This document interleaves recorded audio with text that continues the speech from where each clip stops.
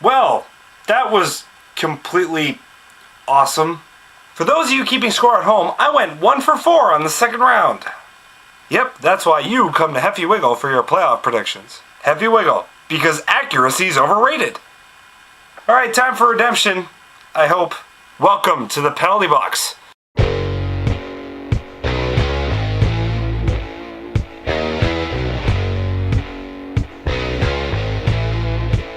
Woo!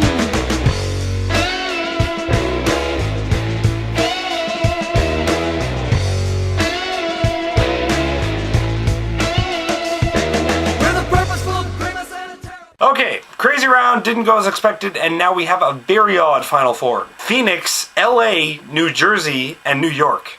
If you had told me at the beginning of these playoffs that those would be the Final Four, I would have laughed in your face. With the exception of New York, that's no shocker. But all the same, I'm kind of upset that they beat Washington. Yes, it's the only prediction I got right this round, but I was kind of hoping I was going to be wrong. Why? Well, the first reason is it's a nice underdog story. You know, like LA, except exciting. But more importantly, if you're a hockey fan and not a fan of the remaining teams, you should be upset that Philly and Washington lost. And yes, I'm well aware you probably think I'm being bitter having lost my remaining Stanley Cup pick, but bear with me just for a second. Because our Final Four are all goalie-based teams, which means that whoever blinks first loses. So now we're going to have really exciting scores like 1-0, or those really epic games that are 2-1.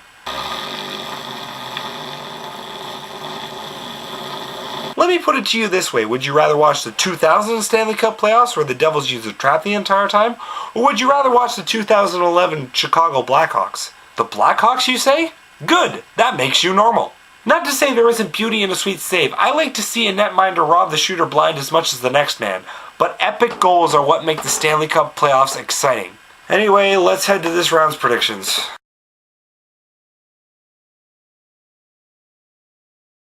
The New York Rangers versus the New Jersey Devils. Hey, guess what? I got a present for you. Math. Let's just head straight to the goalie stats here. I'm not even going to pretend that offensive numbers matter, because these teams are very similar and that they have no offense. Okay, fine. Brad Richards, Zach Parise, Marian Gaborik, Ilya Kovalchuk, and there you go. Statistically, it's clear who the better goalie is. Martin Brodeur has a .909 save percentage and a 2.08 goals against average in 12 games in this year's playoffs. Meanwhile, Lundqvist has been stellar in the 14 games he's appeared in, garnering a .932 save percentage and a 1.79 goals against average in these playoffs. And let's not forget the obvious age factor here.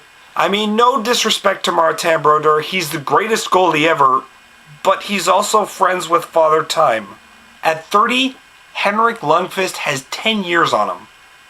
Just consider that. Or to put it to you another way, in your fantasy hockey pool this year, who did you use your first pick on? Martin Brodeur or Henrik Lundqvist? A 7-game series like all of New York's other series this year, but in the end, this one goes to New York.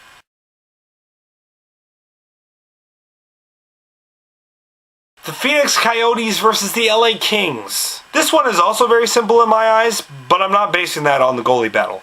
That said, Mike Smith has been huge in these playoffs for the Desert Dogs. He is the reason they made it past the Nashville Predators. Not to slight Jonathan Quick at all, but he has not carried his team the same way Mike Smith has. That said, LA is in total beast mode right now.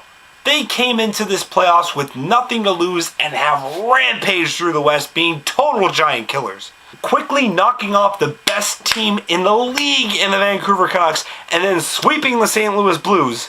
Dustin Brown catching fire, Ante Kopitar chipping in, and Jonathan Quick backstopping them? They have been completely unstoppable. So to recap, knocking off the best team in the league in 5, the second best team in the West in 4, now facing a team that was ranked 3rd because of the dumb division rule, but in reality had a regular season record that was only 2 points better than LA.